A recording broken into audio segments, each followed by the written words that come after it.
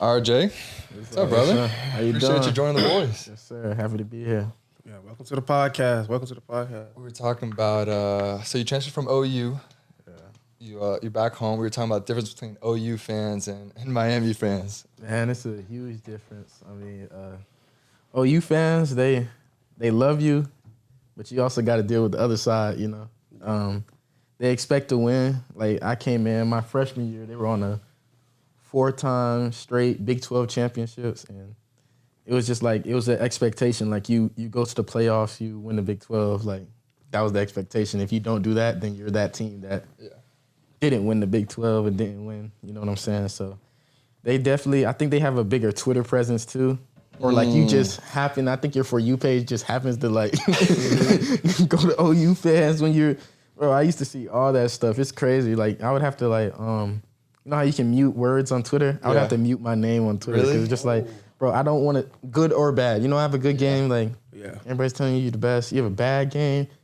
I don't want to see number 4 on the field anymore. Get him out of here. And as a DB too, like your whole game almost is confidence. Exactly. Like, you can't let that stuff. Like it's so hard being on that island. I think with any athlete, like I've always heard, once your confidence goes, that's almost it. It doesn't matter what sport you play, because you got to believe in yourself, especially when you're out there on the island too. So. By yourself, it's just. But Miami fans, I feel like they're a lot more.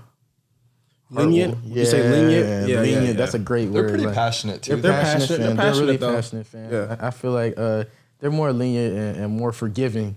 I'd say because the recent history hasn't been the same as OU probably. Exactly. I'd say that's a big. Because if you're used to, like, you're probably spoiled at that point. If you're winning like a Big 12 championship every year, you're expected to be in the playoffs. That's a different thing. Like Miami, when was the last time Miami was finished like top 10, top 15? You know? Minute. I mean, it was good. My senior year of high school was at 20. Was that 16 when they went 8 When they beat Notre Dame, they were really 8 and good. 3. Is that the year they beat Duke and everything with the lateral play? Or was that the year before? I don't know. And they were good in 2020 too when they played Oklahoma State in the bowl game. They were pretty good. I remember that Notre Dame game was crazy. Trajan had the pick 6. Oh, well, yeah. My dog Trajan, yeah. They always play that. They still play that now for recruiting visits and all that. Damn, bro. That's such a long time ago. Shout out my dog, yeah.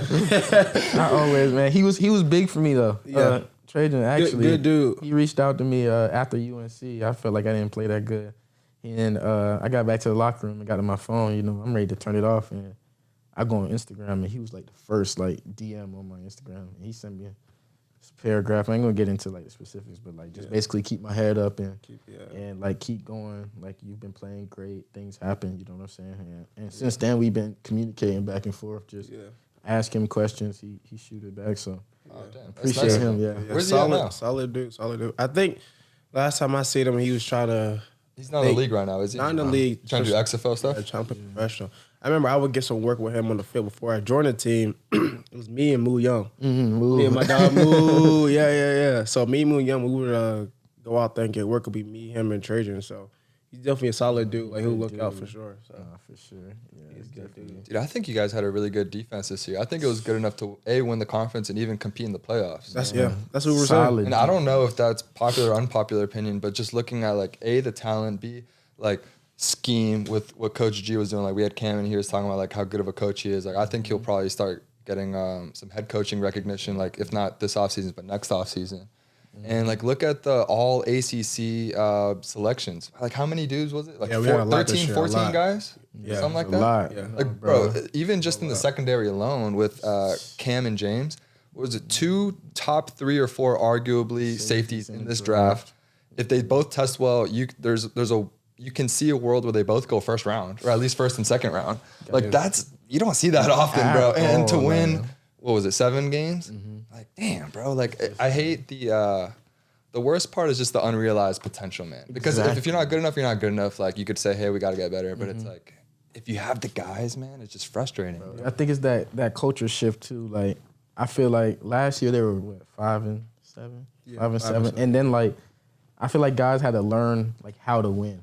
Right. You know what I'm saying? And like, I learned actually what it takes that, to win, like the process. And I think that's something that, Cristobal, when he came in, he always talked about building a culture and setting the right standards and stuff. So I think that was big, like you said. He's big on culture. Him and Coach Feld, he always talk really about big on culture. Culture, because it's to a point where, they don't have to coach as much. The leaders are able to lead the team. Like Cam, you know what I mean, and stuff, and James, they take over to say something. Everyone listens. Like, we got practice this day. Play, let practice, show up. You know what I mean? Everyone's going to show up. No one's going to be out wilding out. So that's what I learned the first day I got there. I mean, Cam was a big part of my transition, actually. And he was a big reason that I wanted to go there because it's like, who wouldn't want to play with the two best, arguably best safeties in the country? Like, and just talking to him, first day I got there, he called a player-led meeting. And, I mean, I'm not used to guys. Like, player-led meeting, guys come in, they kind of roll in, like. Yeah, everybody be there on time or early. It's not the same as the coaches calling the meeting. Right.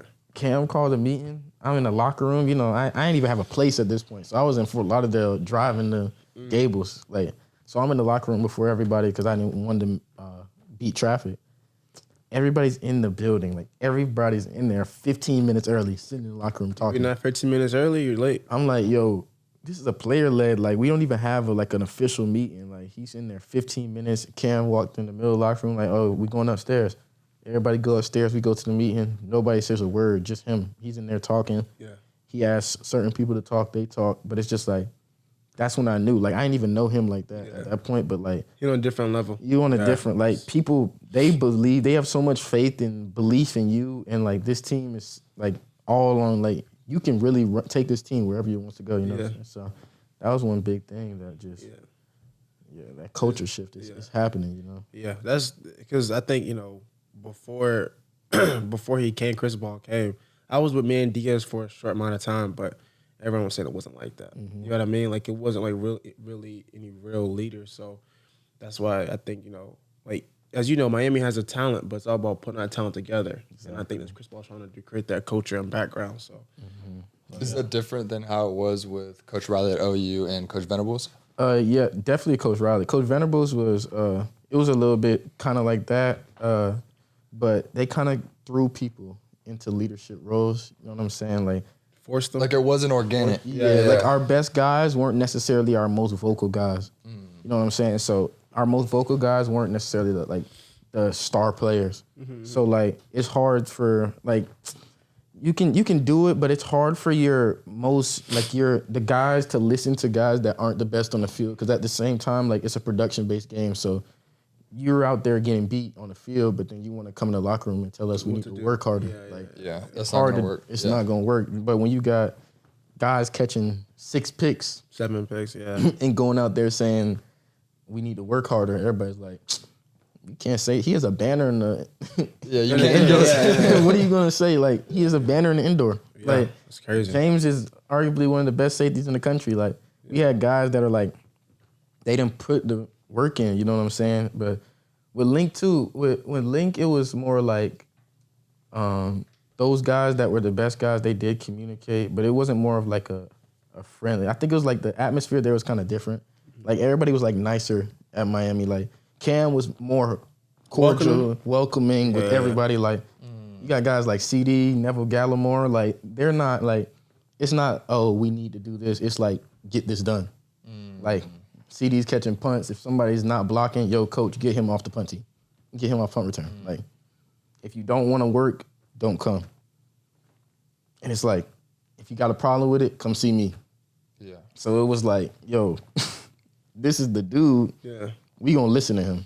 But Cam is more like, more welcome. You know what I mean? He's more. Yeah, it's like a bigger, different leadership styles. Different leadership. Neither are like wrong or like, but it's just different. Then it depends on the person too. You know what I mean? Like, some people, depending on the personality. Times have changed too. It's been 5 years since then. So 5 years, there was no NIL, there was no transfer portal, there was no nothing. So guys were like, you either gonna be here or go somewhere else and sit out a year.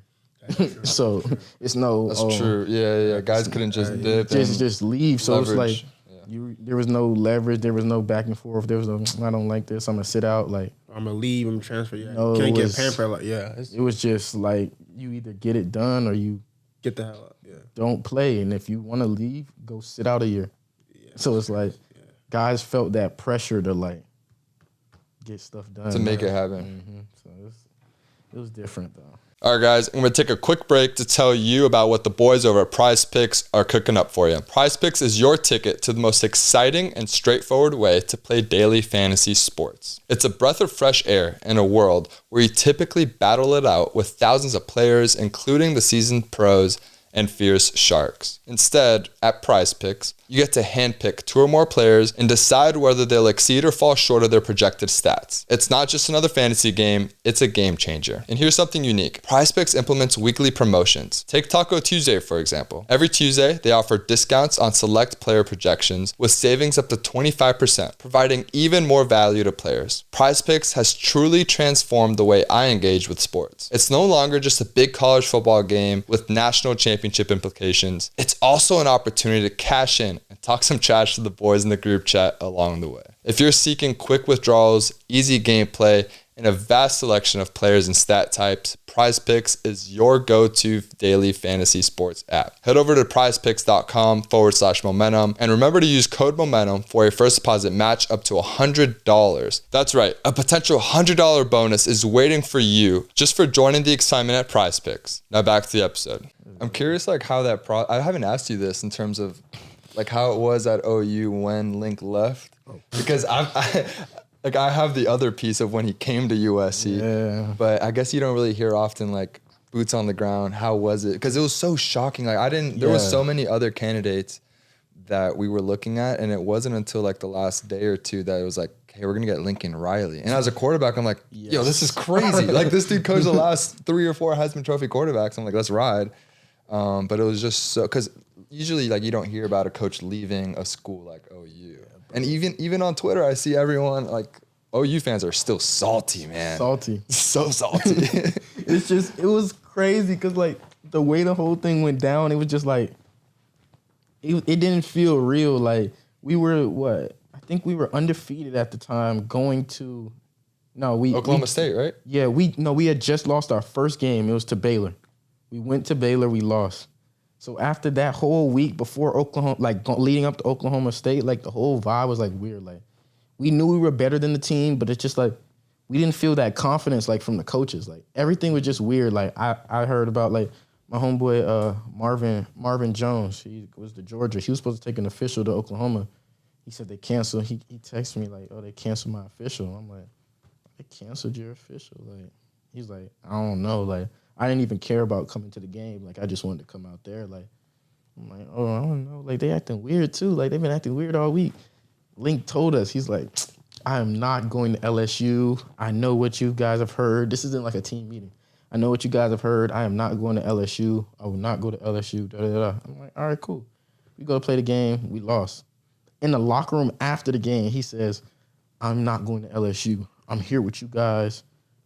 This is my team. This is my place. This is where I'm. Da, da, da. I'm like, oh, okay. Like, he's not going to LSU. Like, and when he said he's not going to LSU, like, we all assumed that he wasn't leaving. Right. But he never said I wasn't leaving. He always said I wasn't going to LSU. But at that point in time, like, I didn't care. Like, I was in a mind state where, like, I had went through, like, ups and downs in that year, and I was gone. Like, I was leaving. I was transferring. Like, I was gone. So, like, I was like, yeah. Like, I was hearing it, but I wasn't really hearing it. Like, So then we played a night game at Oklahoma State, and we had to drive because we drove to one game each year. Mm-hmm. So we got home at like, I want to say I got in my room probably like 2 a.m. Mm-hmm.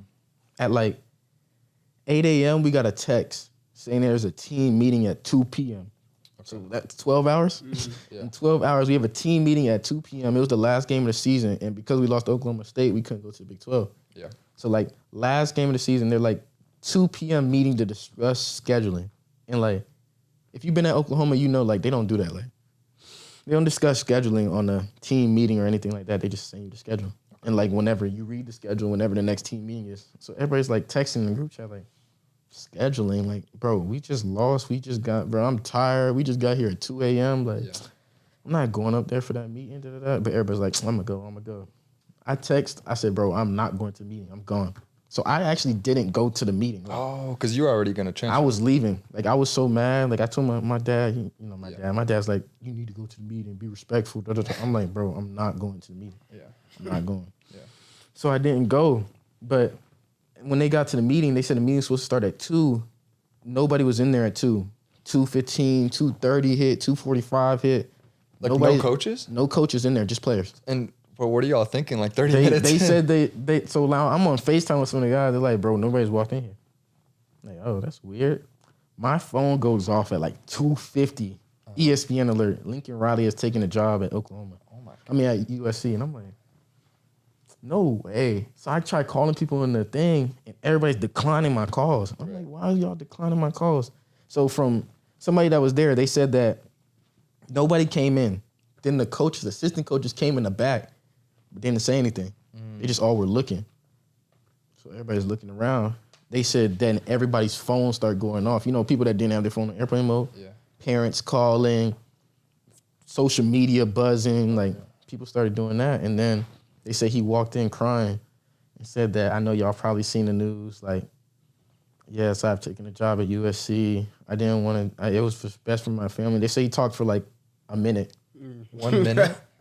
They say he talked for a minute, walked out, and nobody ever heard, like, talk to him after that. Now, let me ask you this. You say he was crying. Do you think there were real tears? You think he was, or you think he was BSing? He probably just wanted to show Link, I don't know. Link's a good, I don't know. It depends. I would have to see it, like. Yeah. I could see him. Oh, I could see him fake crying. I could see him like real crying. I don't know. I just know that like that they said it was a minute long, and then Stoops came in.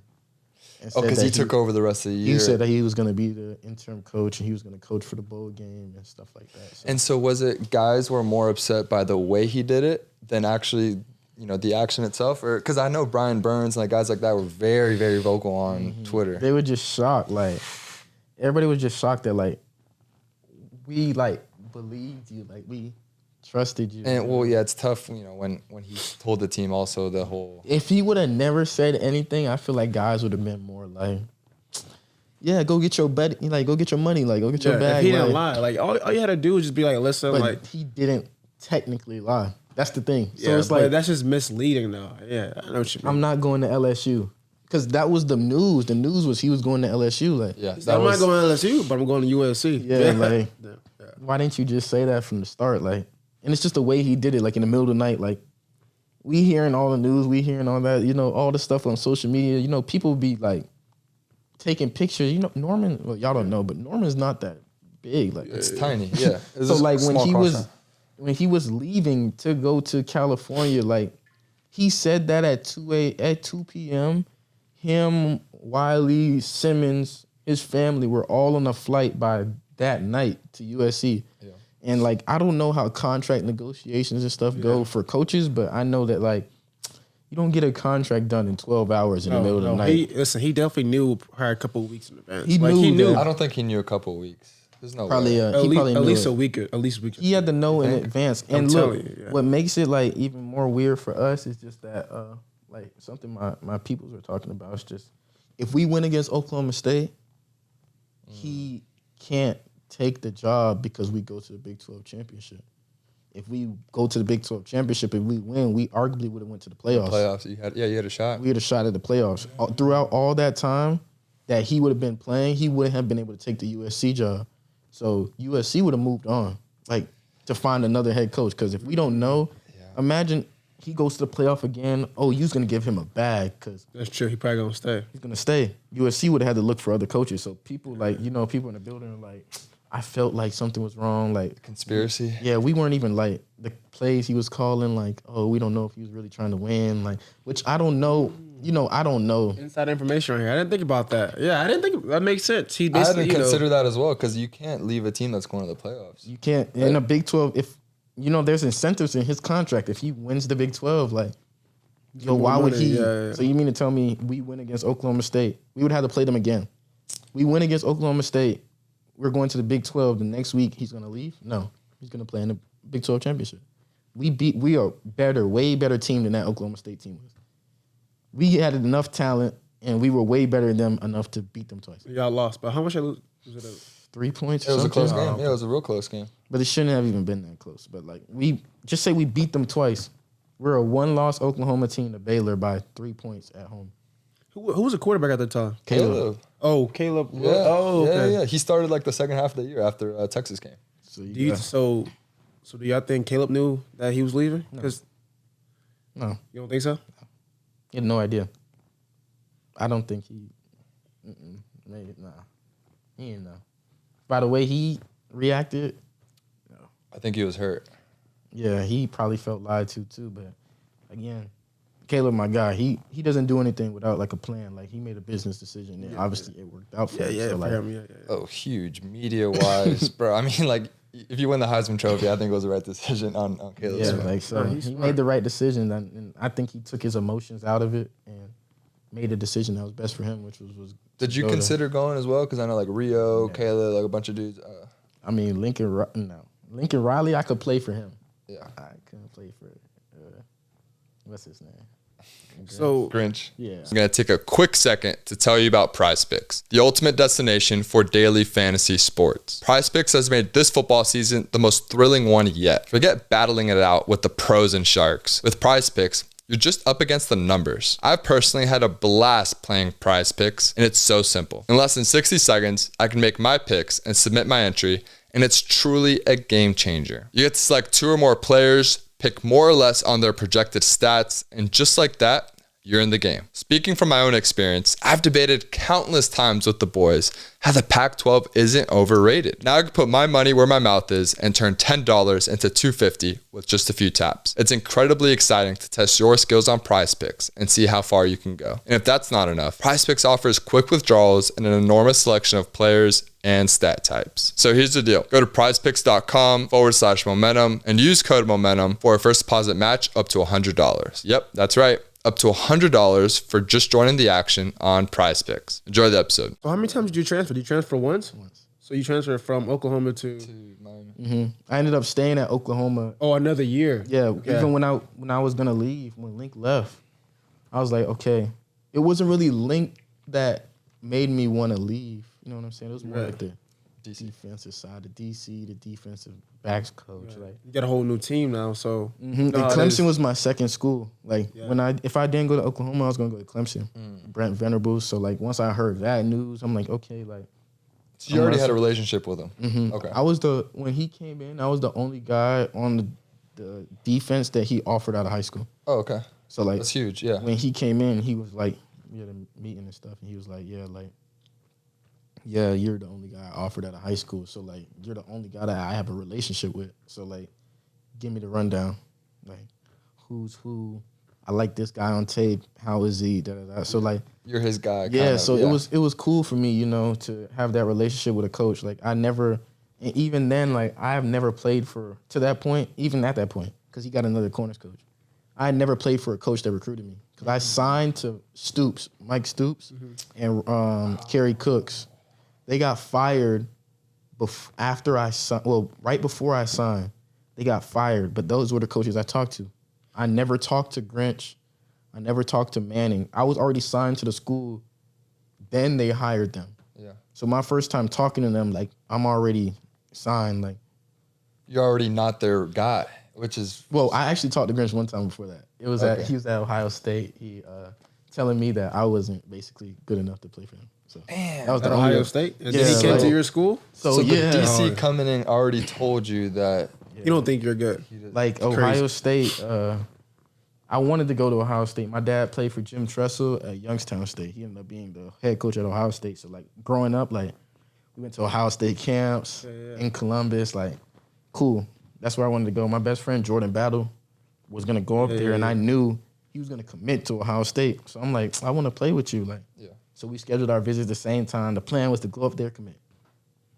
Wednesday rolls around, like communication stops. I'm like, I've been talking to y'all for years. Like, what the fuck? What's going on? You know? Yeah. I text Jordan. I'm like, yo, they talked to you? He's like, yeah, they just sent me my flight. I'm like, bro, I text Coach. Coach didn't even respond. Like, what's up? You're talking about Grinch. No, Grinch had just got to Ohio State probably like 2 months before. Okay. But he was a co-DC. Yeah, he was like Schiano. Yeah. He's now the head coach Greg at Schiano. Rutgers. Yeah. He was on the way out, so they brought Grinch in. So like, he had just got the job, whatever. And I'm like, why is like I was talking to what's the receivers coach name? He's not a receivers coach anymore. He got into that little At SC right now? No, he was the receivers coach at Ohio State for a long time. Hardline. Oh no, the guy before Zach Smith, Zone 6. Zach's. I'm gonna look it up as you're telling the story. He was my contact. He had a domestic abuse deal. Yeah. Well, Yeah. He was my contact. Like, that was my recruit. He recruited South Florida? He recruited the South Florida area, so he was my contact. So I'm texting Coach. Think Smith. Zach Smith, yeah. I was texting Coach Smith, and I'm like, what's going on? Like, no answer. I'm like, damn, Jordan been talking to y'all. So I finally get him on the phone, and he's like, well, it's not on me, bro. Like, Grinch was to talk to you. So Grinch calls me. He's like, yeah, basically, we're moving in a different direction. We're looking for bigger guys. We appreciate you, whatever. So essentially, they like pulled my offer. Like, I'm supposed to visit Friday. As soon as he got there, basically. Yeah. So we supposed to visit Friday. Wednesday, my visit's been scheduled for months. Like, visit Friday. Wednesday before the visit, they pulled my offer. Jordan still goes up there, commits everything. So I didn't care. I had like 40-something offers. Yeah. I'm like, so one not gonna hurt. Ohio State. I can still go wanted to to go Georgia. there, I wanted to yeah. go there, but it's just like, I can go to Georgia. I can go to anywhere I want to go. I don't care. So I'm in the mindset like, I don't like that dude. Whatever. Sign to Oklahoma. Have faith in Link. Link won't tell me to DC before I sign. He's like, you asked him and he didn't? He's like, I was like, I at least want to like know like who you're deciding between. Like, can you give me something? He's like, I can't right now because I can't let it get out. I'm like, Link, like, come on, bro. You want me to help recruit all these people? And that's going to influence your decision. You want to know who's coaching so he you didn't for tell 4 me. years. That's a red flag. I wouldn't have committed. He didn't tell me, but it's just like at that point in the time, it was so late in the game that it's just like You got to find a home. I was been committed for so long. To OU. So yeah, since like early like April or something, or July is when I committed, but I had silently committed like April. I had been committed all that time, so like all those schools were recruiting me really like kind of like slowed down, and they took their guys. This is around like November. Mm-hmm. They took their guys. Like me doubling back to schools, like all the schools I wanted to go to, they got their spots. Clemson told me, Brent Venables told me, if you don't commit in July on your commitment date, we're gonna have somebody else commit. Like, that's how it is. Yeah, they take like Clemson doesn't care. They have a board 1 through 10. Yeah. If you're on that board and you got an offer, you're all committable. But number 10 and number 9 could want to commit today. They'll tell number 1 no, because 10 and 9 already gonna commit. So if they have 2 spots, they feel like anybody on that board is good enough to fill those 2 spots. Okay. So like, I respect that. Even if you're number 1 and you're like, I want to go to Clemson now, They won't take someone else's spot. they're not gonna drop anybody. Yeah. Like they're gonna be like, well, we told you, like these guys had offers too. Yeah. So it was just like once they did that, they told me that I didn't have a spot. I probably always see that lady whenever we Oh, something, right? I saw They be you scared. Me looking. like, what the heck? But yeah, so essentially he came, they hired him. I'm like, bro, this is crazy. Like the one same. coach, The one that you didn't want to go. came to Oklahoma. I'm like, all right, you know what? I'm gonna make the best of it. You know, I've never met him. You know, I'll make the best of it. I'm gonna show him that I can like be the player that he doesn't think I am. Whatever. Then they hired a DB's coach. I'm thinking it's gonna be. I'm hearing it's gonna be. It was a corners coach that Torian Gray. He was at Florida. He went to Florida. Mm-hmm. I was thinking it's gonna be Torian Gray. So I'm hearing Torian Gray. I'm like, oh, this is great. He coached all these great players. Yeah. They hire Roy Manning. Like, who's Roy Manning? Look it up. Like, linebackers coach UCLA. What? I'm like, huh? I go looking through his like stuff. Mind you, I've never talked to them, so I don't know anything. Yeah. It's like he's been a linebackers coach. He was a corners coach at Michigan for 1 year when they had like Jordan Lewis and all them. Yeah. He was like a nickels coach or whatever. I'm like, okay, he coached corners before, like, but he had to coach running backs, linebackers, rushes, but he's really like a linebackers rush coach. So I'm like, So how you gonna coach corner? Yeah. Definitely. I already knew what time it was when I got there. I'm like, my first meeting I had with him, he was just like, we got guys, because I was small, you know. I got guys coming in here, 167 pounds, thinking they're going to play for me. You'll never play for me. Dang. I'm like, damn. Good job. Hey, I'm here. He said that in a team meeting? In a defensive meeting. This is the first meeting. But he has been there since the spring because I signed in December. Yeah. He had been there since January. I didn't get there until May. So, And even through all that, like you overcame it. And Yeah. I mean, you started a bunch of games and had tons of production. I started like 1 or 2 games my freshman year. Started second year, the whole year, and then my junior year, that's when I started all the way up until like week 6, and then they didn't start me anymore. They went from I played every play of Kansas game. Yeah. Every snap, started, everything. After that, after Kansas game, I ain't played not one snap. And did they say why? No. Nothing. Did you have a bad game? No. You got it. No catches allowed. Nothing. Really? After that, You never like called a meeting or like what's there going was on? nothing like to say. Like the relationship had already been like kind of like broken. Like even earlier in my career, like I was my freshman year, I was the third corner. It was Trey Brown and Parnell Motley. Parnell Motley ended up going to the draft. Went undrafted, was on the Lions at the time. Trey Brown ended up coming back. So you would think like you're the third corner, like you're gonna start. You know what I'm saying? Going in the spring, it was a guy Trey Norwood. He was actually on the Steelers. That's my guy. He was a nickel. He was our starting nickel, but he tore his ACL in camp before the season. So going in the spring, I'm in there having like a meeting like with Roy, Coach Manning, and I see the board, and I'm looking at the board. It's like Trey Norwood, Davis, Brown, somebody. I'm like the whole meeting he's talking to me, like we're just like this, we're talking. But like the board is right behind. I'm looking at the board. The depth chart. I'm like, the depth chart. I'm like, and it's hard for me to focus because it's like, bro. Yeah. Trey Norwood's a great player. Like he's a great player. He deserved everything that he has. He ended up get drafted 6th round, 5th round or something like that. But like for me, it's like, okay, I put in all this work to get where I am. You know what I'm saying? And I played the corner position. Mm-hmm. Trey Brown tore his ACL. He was our starting nickel. How does he go from being the starting nickel to corner? Now he's the starting corner. Yeah. When he and I'm like, so I asked him. He was like, no, that's not the starting group. We just put that up there. You know, Trey's coming back from injury, so we just put him in a spot. I was like, I'm a smart dude. I'm not dumb. First, like, you know, they always be like, that. I mean, so y'all didn't have a meeting about this? No, we didn't have any meeting about who's going to be where. I'm like, I mean, he's not the only guy in a different spot. Like how is that? Oh, no, we didn't have a meeting. Like, all this other stuff. I'm like, yo, he played nickel. When he got hurt, I know what the depth chart looked like. He was underneath Buki on the depth chart. How did he go from underneath Buki to all the way over here, left corner at the start? But y'all didn't do anything but move him to the top. Right. Whatever. That happened. I had the meeting. It was right before I left. I went to lift. I went Wiley. We in the turn, whatever. Halfway through the lift, Manning comes down. He's like, come with me right now.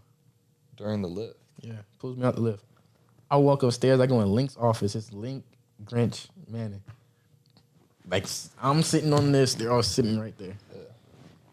Link tells me, I need to stop worrying about the depth chart and worry about getting better.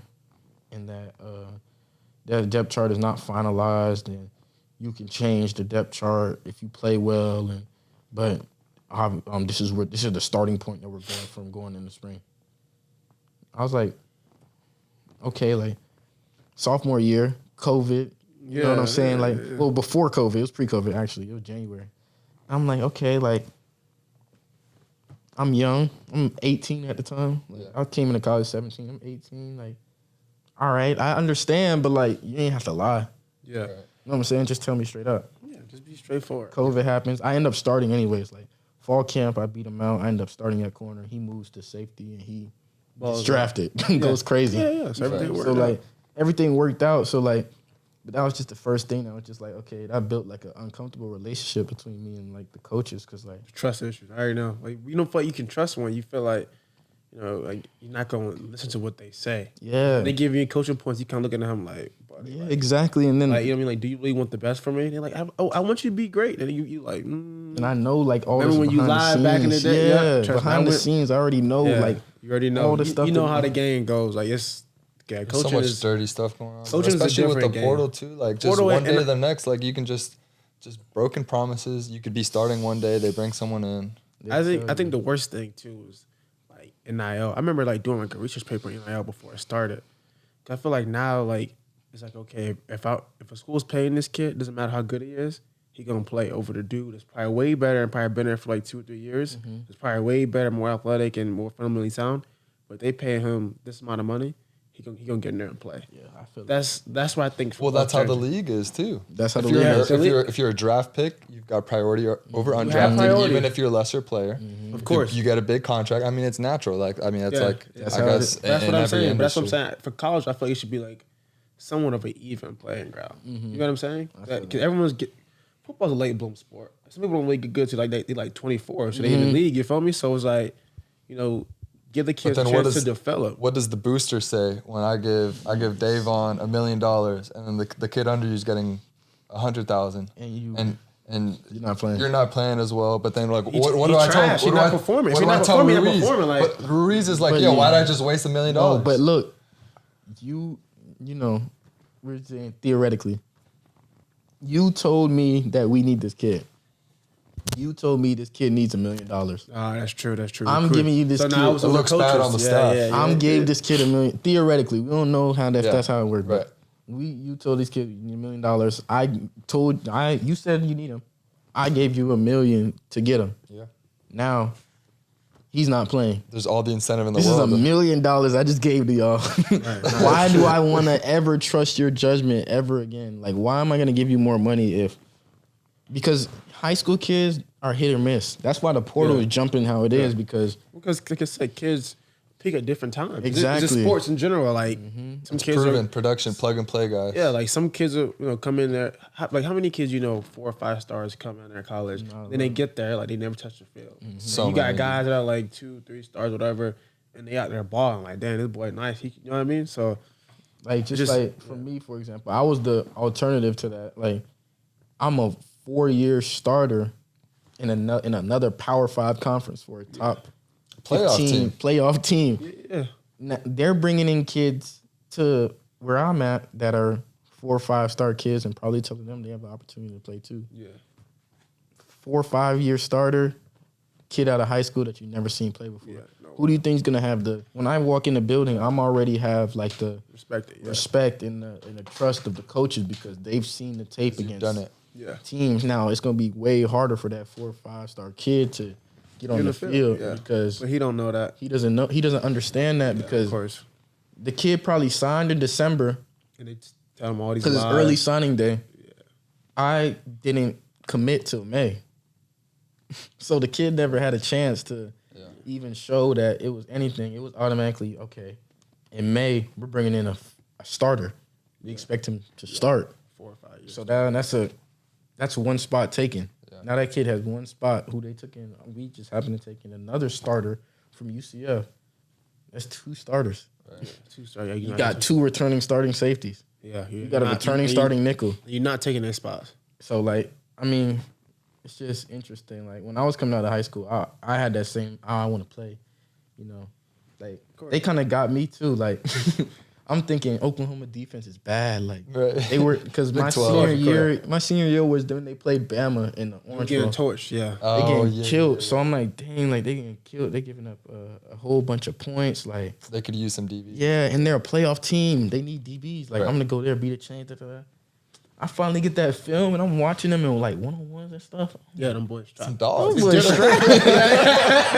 Hey, that's what I'm saying. Like, people understand, like, the level of, like on TV look easy, but look crazy. Everybody, like, On an individual level, those are NFL caliber players. Everybody. Trey is Brown, Trey telling you. Norwood, They're all playing in the league right now. Motley, They strapping. Kenneth Murray, bro, all of them are in Strapping. there strapping. I'm like, Yeah. yo. So what ain't is the no issue way. then? If It was I feel like it was scheme. It was a little. I think Stoops' scheme was a little too complicated for them. It asked them to do too much, like too many checks and stuff with the talent level that was there. I feel like because Grinch came in and all we did was play press quarters. Yeah.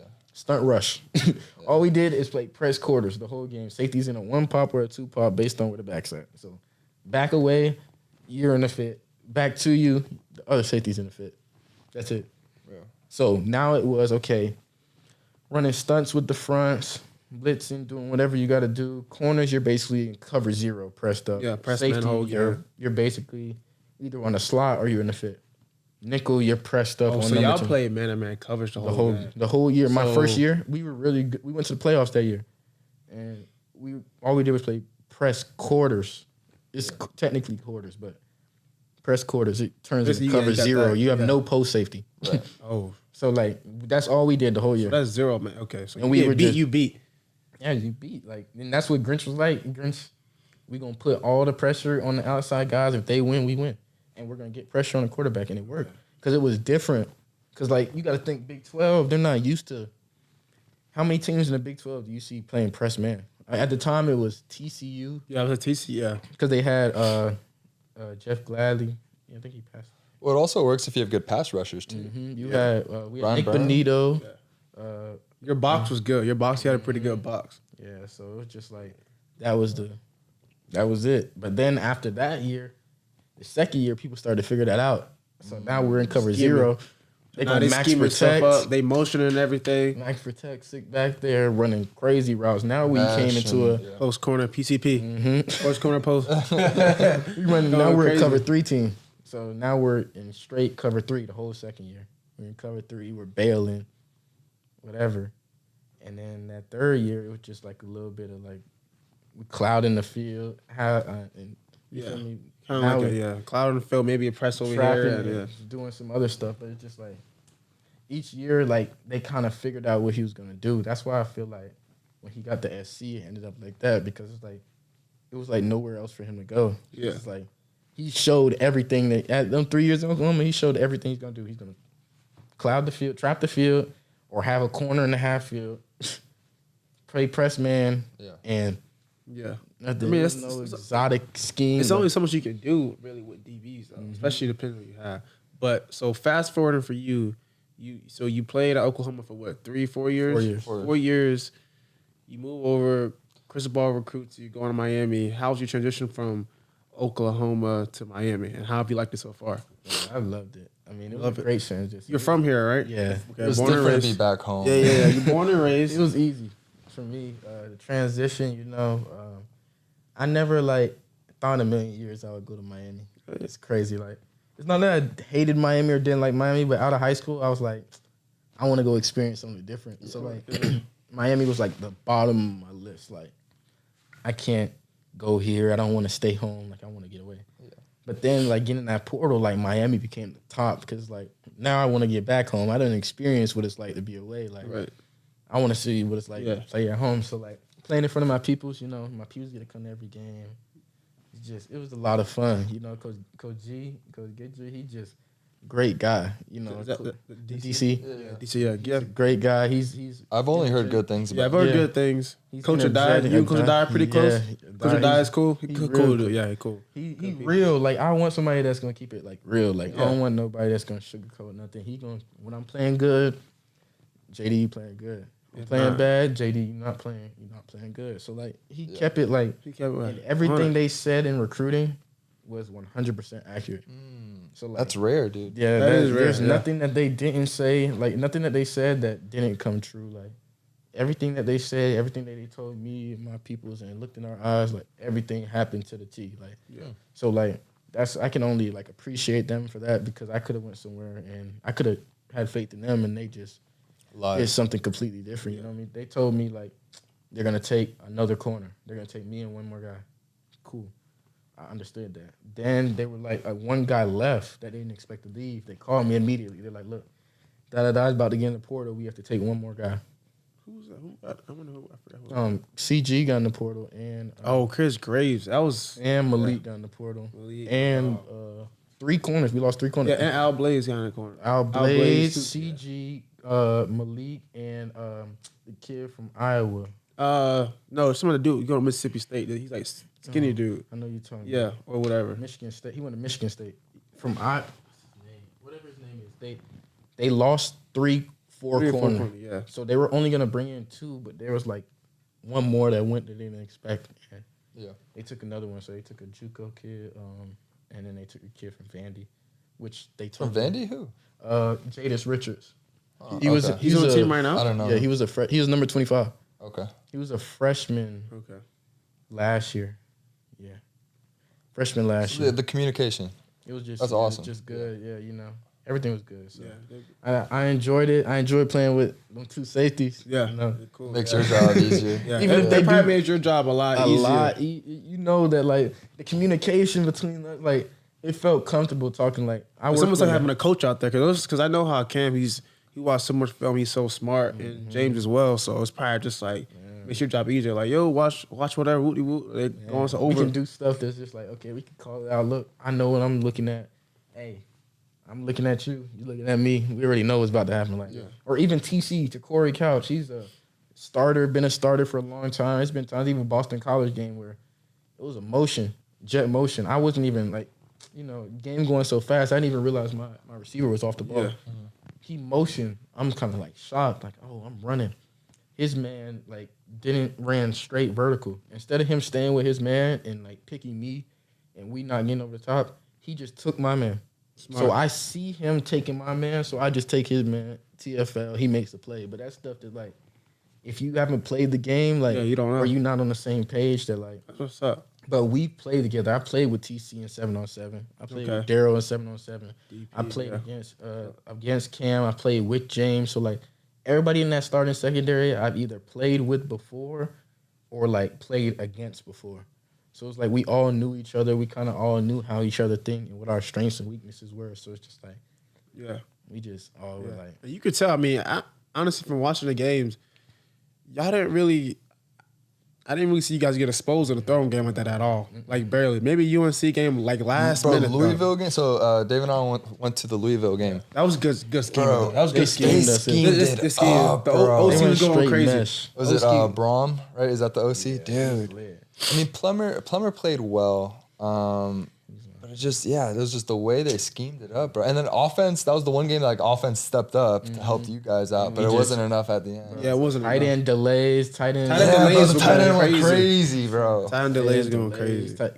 And then like they were doing stuff like we're a field and boundary team. Yeah. So like they were doing stuff like putting the receivers like subbing the personnel late or like putting receivers to the boundary then flipping them late, like not letting them get set, like they're putting the ball in the middle of the field. They're going fast, and they're putting the ball in the middle of the field. So we're just like trying to figure out which one's field, which one's boundary. You gotta where the receivers are. And like everything's going fast. So it's just like they kind of like they knew exactly what they were doing, and I feel like they had some of our signals too. Like they knew like, oh, in this blitz he got the B gap. So like they knew like they run a lot of mesh. They schemed it up. Dude, so much mesh. It was like every few plays I saw mesh. I know Tyler got a lot of hate all year. I mean, obviously he didn't play up to his standards, but he's a good dude. I thought he balled that game in particular. I thought he played well that game. He definitely went crazy that game. It showed got his confidence back. You know, he's a good dude too. Like quiet. He's quiet though, right? I feel like he gets more like hate than he like deserves, like way more, like how hard the quarterback position is. Like, I think that's another testament of like the Miami like fans. Like, he did like obviously he made some mistakes, but like they aren't all his fault. I had something else happen like that, like particular thing with like Spencer Rattler at Oklahoma. Yeah, you had the fans chanting, "We want Caleb," and and he was kind of in that same situation where like. You don't know that, okay, in this play, this receiver actually ran the wrong route. He made the right read. He made the right throw. The receiver just broke in when he was supposed to break out. Now it looks like, what is Spencer doing? Same kind of thing with Tyler. Like, all of them plays were not his fault. You know what I'm saying? But you would never know that outside looking in. You just see 16 touchdowns, 12 picks. So now you're like, oh, he sucks. Like statistically. Tyler's he's a great quarterback. It's actually not a bad comparison, the Spencer and Tyler thing, because both guys who fans thought would be a Heisman Trophy candidate. Recruit different. Like Spencer was like number one quarterback. Tyler was still a 4-star, but huge names, big expectations, and then it just didn't work out. And they both ended up not starting by the end of the year. Yeah. It just I thought Emery was a dog too. He's lit. He's good. Yeah, I love watching him play. Yeah. I think he's gonna be really good. He's gonna be good. You guys had. There's like a different energy to him, huh? Like. Well, he's a little more passion. I mean, they all seem passionate, just different ways. Like I said, I know TVD, he's a little more quiet and reserved.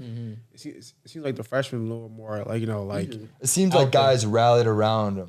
I don't know how it was on the field, but on TV, I noticed Florida State game, like, dudes were playing with a different level of like, intensity. Dude, bro. He's a youngin', he's a good dude though. Like he does stuff the right way. He works hard. Like never complaining.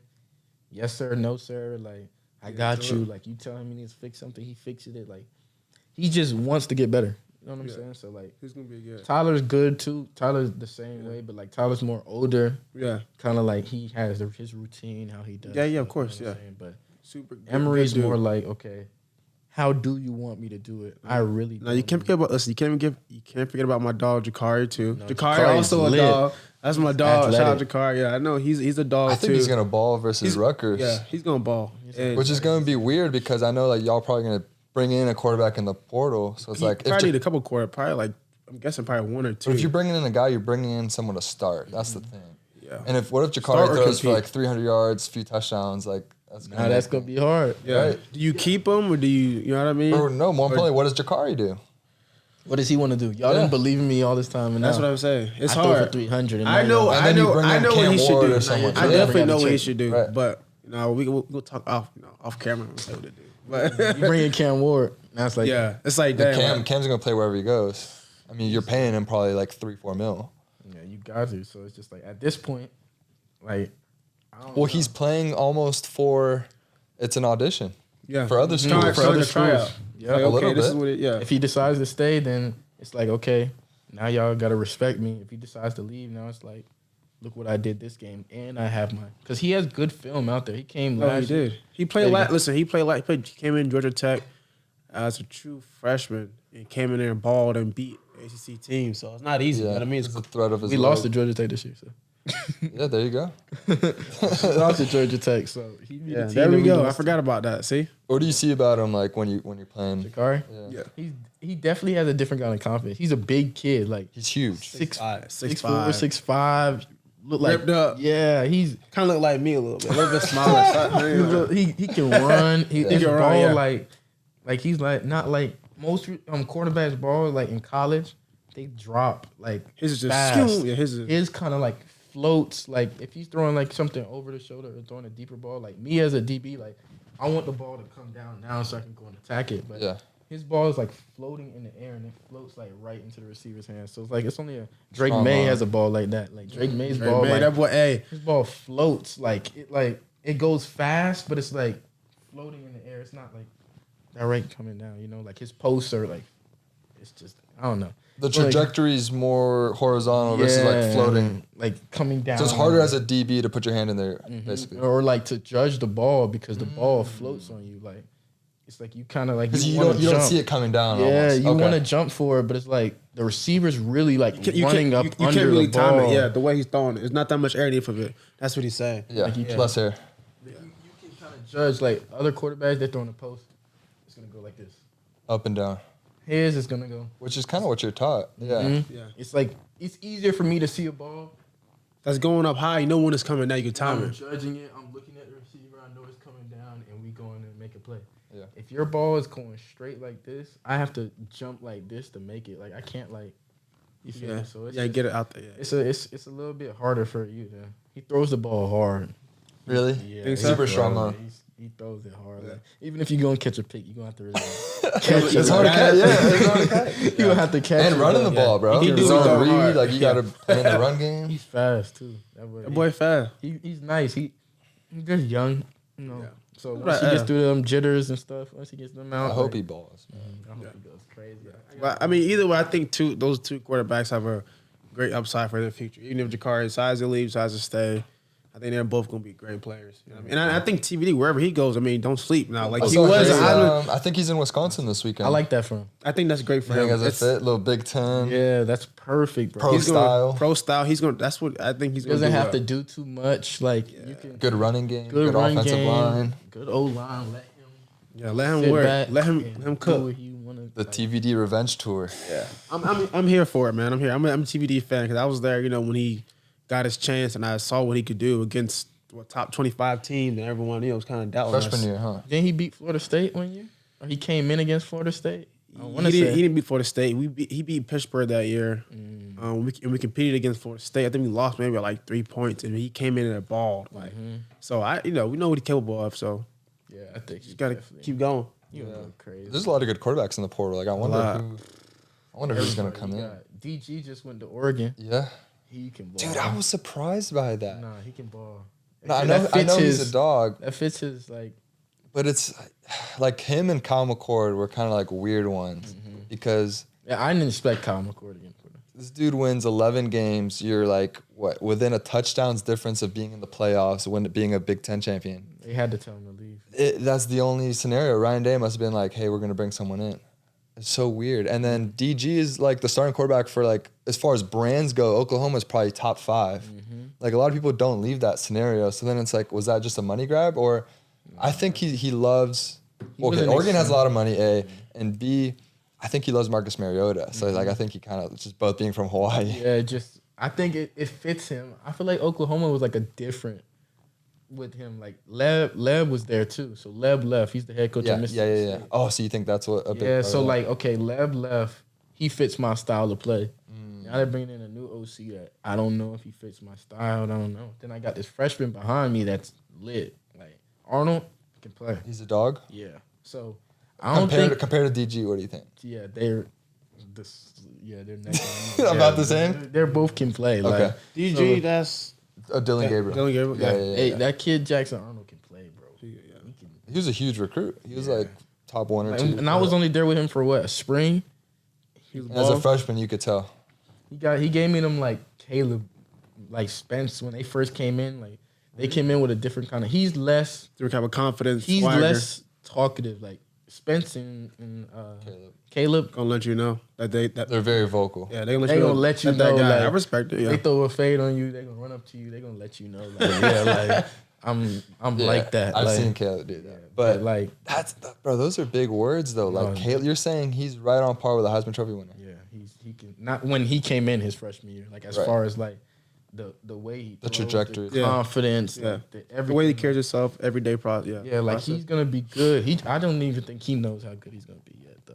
Like really, he knows. Trying to figure it out because he can definitely. I think I'm predicting that he's gonna next year he go crazy. Like he's gonna go crazy. He's gonna have unless something drastic happens, he's gonna have the same receivers that DG had.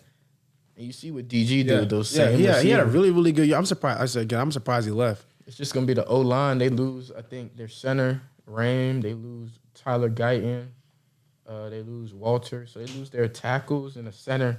So they're gonna have to replace them. Yeah. But with the portal and everything, anything's possible nowadays. They got the receivers. They got all their receivers are coming back. Skill positions, Except Stoops. Drake Stoops. He's gone. Yeah. His production is crazy.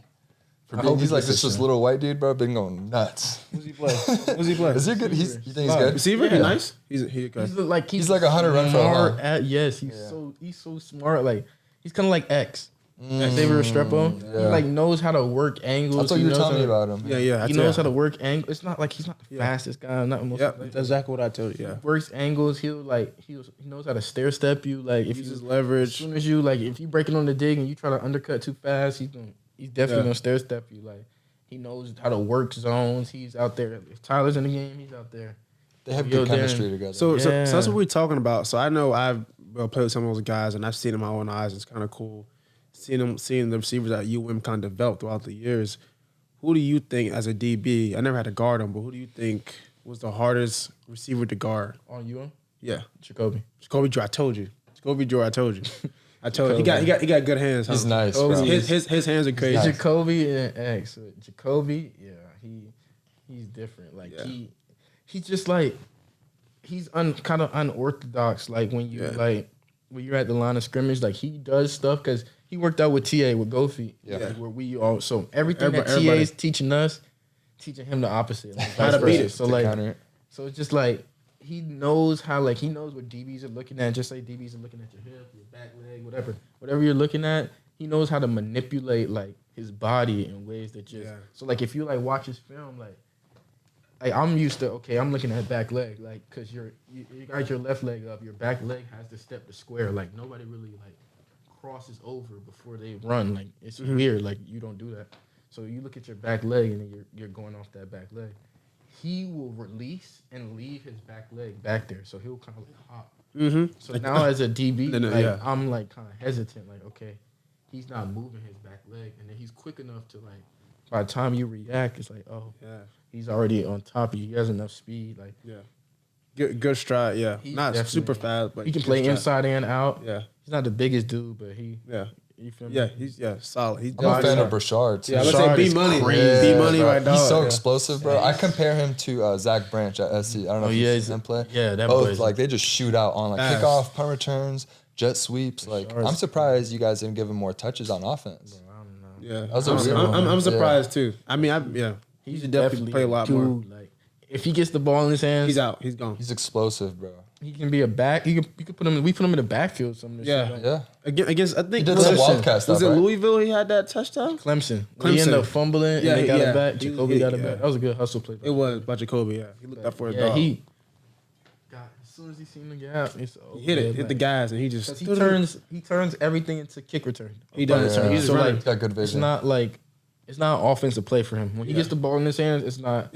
I have to run this way. It's how do I get to the touchdown? Like that's what kick return, punt return is. So you want guys that think like that. Like, that's kind of like Zach too. He's lit, bro. I think he's gonna win a Heisman Trophy. He's lit. He's gonna have a shot, bro. He was like first team, second team for like special teams. Yeah, or kick return. I think he's the first All-American at USC as a true freshman. So he's gonna get like a plaque and stuff. I think so. Yeah, because he made like almost every team. Yeah, bro, monster. Yeah. That's monster. Crazy. Yeah. We wanted this tape. So what's new with you, bro? Are you going to? I don't know if you've made it public or not with like declaring or. I have. I'm playing this bowl game. Yeah. And you declare. I'm out of eligibility now. I never redshirted by a COVID year. Oh, so you played off. So you played 4 years and you had that COVID year. So I had 5 years of playing, but I don't think I played 13 games my first year, and 12, 13 this year. I played 14 my freshman year and 13 this year. So you're out of eligibility. Yeah. So I'm done. So draft prep, you can do it around here? I don't know. I honestly don't know. Yeah. I'm thinking about going to like Perform or something. Yeah, Perform. Yeah. Perform is good. I've been with them for Perform. Bomberitos is good too. Bomberitos. I heard XPE is good down here. Yeah. It's a whole bunch of places. There's I think the House of Athletes shut down, the one down here. Yeah. They did? I used to work out there. I didn't know they shut down. They have a Tampa location. Yeah, they have a it's kind of far. Yeah. But it's either here, Arizona, Dallas. Like Arizona's cool out there. Go to Scottsdale. Arizona's lit, bro. Some motion out there for sure. Let me know if you're just out there. Yeah, I was just out there a month ago. We had an old teammate out there. Played at Miami too, quarterback. So yeah, he's out there. Yeah, shout out Aaron, my dog Aaron out there. Yeah, my homeboy Jordan he trained out there last year. Yeah, it's super cool. And you can stay folks out there too. Miami sometimes it'll be a lot going on out there. You can kind of get away. It's different. I went out there for the Super Bowl. Okay, so you already know. You know what's up. That must have been crazy. Yeah. They had the golf tournament going on at the same time. Waste management. Yeah, waste management. That joke was crazy. You went to that too? No, I was about to. It was like $100 for like unlimited everything. Like you can go there. That's a great deal. Yeah, that's what I'm saying. That's a great. Yeah. No, it was lit. I was about to go, but it was kind of hot out there. I ain't gonna lie. I mean, yeah, it was hot. So yeah, the heat is different out there. But so talking about getting ready for the draft, or whatever.